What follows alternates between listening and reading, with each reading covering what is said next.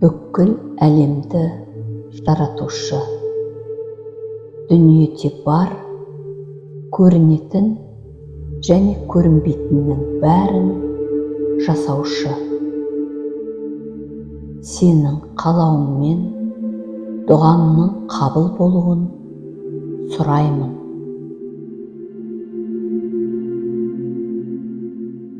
Жаратушым, сенен отбасымның бақытын тілеймін. Бізге отбасымызда махаббат сыйла.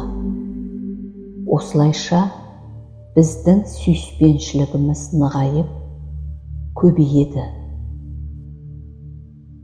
Маған жақын адамдарымды шын жүректен сүюді үйрет.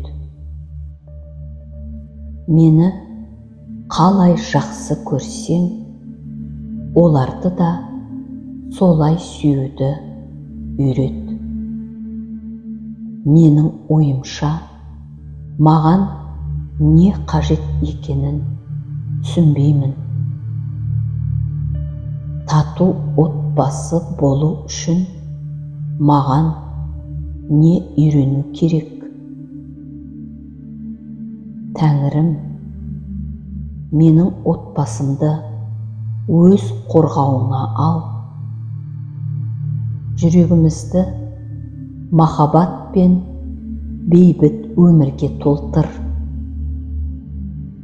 Менің отбасымның ажырасуына және ауыр бөлінуіне жол берме. Үйімізді және онда тұратын барлығымызды оттан, шабуылдан және кез келген зұлымдықтан сақта.